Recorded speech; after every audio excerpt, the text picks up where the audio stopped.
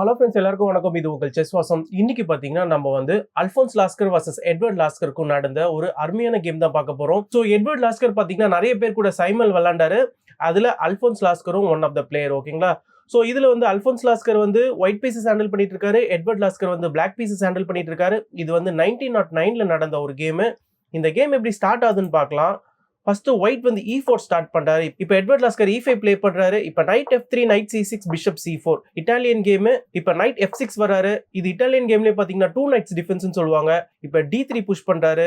இப்போ bishop C5, இப்போ bishop G5. So ரெண்டு பேருமே பாத்தீங்கன்னா அவங்களுடைய பீசஸ் எல்லாம் டெவலப் பண்ணிட்டு இருக்காங்க. இப்போ D6 ப்ளே பண்றாரு பிளாக். ஸோ இப்போ பொசிஷன் பாத்தீங்கன்னா ஓரளவுக்கு ரெண்டு பேருக்குமே வந்து சிமெட்ரிக்கலா இருக்கும் ஸ்ட்ரக்சர். இந்த நைட்ஸ் இந்த நான் ஹைலைட் பண்ணிருக்க பீசஸ் எல்லாமே பாத்தீங்கன்னா இப்போ H3 ப்ளே பண்றாரு. H3க்கு அப்புறமா இப்போ பிஷப் E6. ஸோ இந்த இடத்துல பிஷப் E6 ப்ளே பண்ணி இந்த இடத்துல பிஷப் எக்ஸ்சேஞ்ச் கேட்கிறாரு. இந்த இடத்துல ஒயிட் என்ன பண்றாருன்னா பிஷப் எக்ஸ்சேஞ்ச் பண்ணாம பிஷப் B5 ப்ளே பண்ணி இந்த நைட்டை பின் பண்றாரு. இப்போ ஃபர்தரா A6 ப்ளே பண்ணி இந்த பிஷப்பை சேஸ் பண்றாரு. இப்போ பிஷப் டெக் C6 செக் வருது. இப்போ B டெக்ஸ் பிஷப். இந்த இடத்துல இப்போ D4 ஸ்ட்ரைக் பண்றாரு ஒயிட். ஸோ D4 ஸ்ட்ரைக் பண்ணதுமே இப்போ வந்து E டெக்ஸ் D4, நைட் டெக்ஸ் D4, இப்போ பிஷப் டெக்ஸ் நைட்டு, குயின் டெக்ஸ் பிஷப். ஸோ இமீடியட்டா பாத்தீங்கன்னா குயின் வந்து சென்டர் ஆஃப் த போர்டுக்கு வந்துட்டாரு. இப்போ C5 புஷ் பண்றாரு. C5 புஷ் பண்ணி குயினை வந்து சேஸ் பண்றாரு. அல்ஃபோன்ஸ் லாஸ்கர் என்ன பண்ணிட்டாருன்னா குயின் C3 ப்ளே பண்றாரு. ஸோ குயின் C3 ப்ளே பண்ணி அவர் வந்து குயினை சேஃபான ஸ்கொயருக்கும் கொண்டு போயிட்டாரு. அதே சமயத்துல இந்த பின்னான இந்த நைட்டையும் வந்து ஐ பண்ணிட்டு இருக்காரு. அண்ட் இந்த இடத்துல பாத்தீங்கன்னா ஒயிட்டுக்கு வந்து இந்த E4 பானும் வந்து ஹேங்கிங்ல இருக்கு. ஸோ இந்த இடத்துல எட்வர்ட் லாஸ்கர் வந்து நைட் டெக்ஸ் E4 ப்ளே பண்றாரு. நைட் டெக்ஸ் E4 மூலியமா பிளாக்கோடைய குயினையும் தராரு அண்ட் ஒயிட்டோடைய குயினையும் எடுக்கிறதுக்கு த்ரெட்டட் பண்றாரு. இந்த இடத்துல நார்மலா வந்து நீங்க குயின்ஸ் எல்லாம் ஸ்வாப் பண்ணீங்கன்னு வச்சுக்கோங்களேன். இப்போ பிஷப் டெக்ஸ் C7, பிஷப் டெக்ஸ் C7க்கு அப்புறமா இப்போ நைட் டெக்ஸ் B1, ரூக் டெக்ஸ் B1, இப்போ கிங் D7. இப்போ கிங் D7க்கு அப்புறமா பிளாக்குக்கு தான் அப்பர் ஹேண்டு. நீங்க நினைக்கலாம் பிளாக் வந்து கேசலே பண்ணல, எப்படி பிளாக்கு அப்பர் ஹேண்ட் வரும் அப்படின்னு நீங்க நினைக்கலாம். இந்த இடத்துல நிறைய பீசஸ் எக்ஸ்சேஞ்ச் ஆயிடுச்சு. அண்ட் இப்போ பான்ஸ் வைஸ் பாத்தீங்கன்னாலும் ரெண்டு பேருக்கும் ஈக்குவலா இருக்கு. பீசஸ் வைஸ் பாத்தீங்கன்னாலும் ரெண்டு பேருக்கும் ஈக்குவலா தான் இருக்கு. பட் இப்போ ஒயிட்டுக்கு இந்த பான் வந்து ஹேங்கிங்ல இருக்குது. அதாவது இந்த A2 பான் வந்து ஹேங்கிங்ல இருக்கு. இந்த A2 பானை உங்களால காப்பாற்ற முடியாது. பிளஸ் இந்த பிஷப்பும் இப்போ ஹேங்கிங்ல இருக்கு. நீங்க ஃபர்ஸ்ட் உங்களுடைய பிஷப்பை தான் காப்பாத்தி ஆகணும். நீங்க பிஷப் தூக்கி A5ல போட்டதுக்கு அப்புறமா நம்ம பிஷப் டெக்ஸ் A2 ப்ளே பண்ணிக்கலாம். நீங்க பானெல்லாம் வச்சு பிளாக் பண்ண முடியாது, ஏன்னா உங்க ரூக்கே அட்டாக்ல இருக்கு. ஓகேங்களா?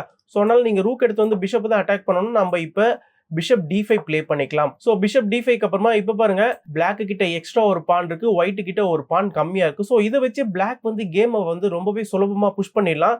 ஸோ இந்த ஒரு ஐடியால தான் எட்வர்ட் லாஸ்கர் வந்து அந்த குயின் எக்ஸ்சேஞ்சை வந்து அலோ பண்றாரு, இந்த நைட் டெக்ஸ் பான் ப்ளே பண்ணி. பட் இந்த கேம்ல பாத்தீங்கன்னா அதை விட இன்னொரு சுவாரஸ்யமான விஷயம் நடக்குது. இந்த இடத்துல ஒயிட் என்ன பண்ணிட்டாருன்னா ரொம்பவே கிரீடியா குயின் டெக்ஸ் G7 ப்ளே பண்ணிட்டாரு. ஸோ குயின் டெக்ஸ் G7 மூலியமா இந்த ரூக்கை வந்து த்ரெட்டன் பண்றாரு. ஸோ இந்த இடத்துல வந்து ஒயிட் வந்து நிறைய பீசஸை எடுக்கிற மாதிரி இருக்கும். பட் இந்த இடத்துல கேம்ல என்ன நடக்குதுன்னு பார்க்கலாம்.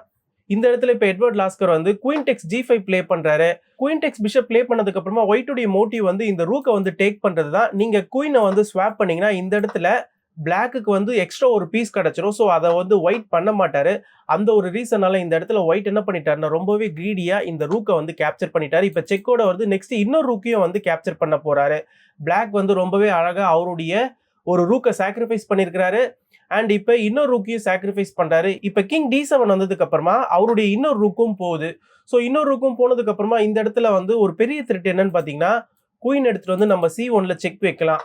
ஆக்சுவலா பிளாக்கோடைய ஒரு ரூக் எடுத்ததுக்கு அப்புறமா கூட ஒயிட்டால டிஃபென்ஸ்க்கு போக முடியாது. Next queen C1 check threaten பண்ணும்போது நம்மளுடைய குயினை தூக்கி இங்க சென்டர் ஆஃப் த போர்ட்ல போட்டு இதை ப்ரிவென்ட் பண்ண முடியாது, ஏன்னா இங்க பிளாக்கோடைய பான் வந்து கவர் பண்ணிட்டு இருக்காரு. இப்போ வந்து கிங் வந்து D7 போனதுக்கு அப்புறமா இன்னொரு ரூக்கையும் கேப்சர் பண்ணிக்கிறாரு. இப்ப குயின் C1 செக் வருது. குயின் C1 செக்கு அப்புறமா இப்ப கிங் மூவ் ஆகுறாரு. கிங் மூவ் ஆனதுக்கு அப்புறமா இப்ப சிம்பிளா குயின் டெக்ஸ் பான் செக் வருது. இந்த இடத்துல கிங் வந்து திருப்பி E3 வராரு. சப்போஸ் கிங் E3 வராம கிங் வந்து இந்த ஸ்கொயர் வராருன்னு வச்சுக்கோங்களேன். அதாவது F3 வந்ததுக்கு அப்புறமா நம்ம குயின் டெக்ஸ் F2 செக் தரலாம். இப்ப கிங் வந்து இந்த நைட்டை டேக் பண்ணி தான் ஆகணும். நைட்டை டேக் பண்ணதுக்கு அப்புறமா பிஷப் F5 செக் வரும். இப்ப கிங் D5க்கு அப்புறமா குயின் D4 பாத்தீங்கன்னா ஒரு சூப்பரான செக்மேட். இந்த ஒரு ரீசனால உங்களால வந்து கிங்கை F3ல போட முடியாது அண்ட் நைட்டையும் தூக்கி உங்களால குறுக்குல போட முடியாது. நம்ம இந்த நைட்டையும் கேப்சர் பண்ணிக்கலாம். சோ இந்த ஒரு ரீசனால கிங் E3 வராரு. கிங் E3க்கு அப்புறமா இப்ப குயின் டெக்ஸ் F2 செக் வருது. இப்ப சப்போஸ் நீங்க இந்த நைட்டை டேக் பண்றீங்கன்னு வச்சுக்கோங்களேன், இந்த இடத்துலயும் சிம்பிளா வந்து பிஷப் F5 செக் வரும். இப்ப திருப்பி கிங் D5க்கு அப்புறமா நம்ம குயினை வச்சு ஒரு சூப்பரான செக்மேட் வந்து டெலிவர் பண்ணலாம். சோ இந்த ஒரு ரீசனால ஒயிட் என்ன பண்ணிட்டாருன்னா அவருடைய கிங்கை வந்து D3ல போடுறாரு. இப்ப C4 செக் வருது. C4 செக்குக்கு அப்புறமா இந்த நைட்டை வந்து இப்ப டேக் பண்ணி தான் ஆகணும். இப்ப குயின் பாருங்க இந்த டயகனலை வந்து சூப்பரா கண்ட்ரோல் பண்ணிட்டு இருக்காரு. இந்த பான் வந்து இங்க கண்ட்ரோல் பண்ணிட்டு இருக்காரு. அண்ட் ஃபர்தரா இந்த செகண்ட் ரேங்குக்கு ஒயிட்டுடைய கிங்கால போக முடியாது. அண்ட் முக்கியமா இந்த C3 ஸ்கொயரையும் பாத்தீங்கன்னா இந்த நைட் வந்து கண்ட்ரோல் பண்ணிட்டு இருக்காரு. ஸோ ஒரு பாக்ஸ்குள்ள கிங் மாட்டிக்கிட்டாரு. ஸோ இந்த நைட்டை நீங்க டேக் பண்ணி தான் ஆகணும். இந்த நைட்டை டேக் பண்ணதுக்கு அப்புறமா இப்ப F5 பாத்தீங்கன்னா ஒரு சூப்பரான செக்மேட் வருது. பட் இந்த செக்மேட்டை வந்து அவர் பண்ணல. அவர் என்ன பண்ணிட்டாருன்னா பிஷப் வச்சு ஒரு செக் தராரு. இப்ப கிங் வந்து D5 வந்ததுக்கு அப்புறமா இப்ப குயினை வச்சு ஒரு சூப்பரான செக்மேட் வந்து டெலிவர் பண்றாரு. ஸோ நம்ம வந்து ரொம்பவே கிரீடியா இருந்தா இந்த மாதிரி தான் நடக்கும். ஸோ டபுள் ரூக்கை சாக்ரிஃபைஸ் பண்ணி இந்த செக்மேட்டை வந்து டெலிவர் பண்ணியிருக்கிறாரு. ஸோ இது வந்து சைமல் கேம்ன்றதுனால மேபி அந்த F5 செக்மேட்டை வந்து மிஸ் பண்ணிருக்கலாம். பட் ஃபைனல் செக்மேட்டை மிஸ் பண்ணாம ஃபைனலாக சூப்பராக டெலிவர் பண்ணாரு. ஸோ நம்ம வந்து ரொம்பவே கிரீடியா இருக்காம நம்ம ஆப்னன்ட் நம்மளுக்கு பீஸ் கொடுக்குறாருன்னா அது எதுக்குன்றதை கண்டிப்பா நீங்க யோசிக்கணும். ஸோ இதை நான் ஆல்ரெடி பேசியிருக்கேன்.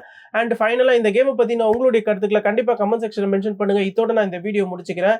ஃபைனலா நான் சைன் அப் பண்றதுக்கு முன்னாடி நம்ம சேனலையும் இன்னும் யாரும் சப்ஸ்கிரைப் பண்ணலன்னா தயவு செஞ்சு சப்ஸ்கிரைப் பண்ணிக்கோங்க. தேங்க்யூ.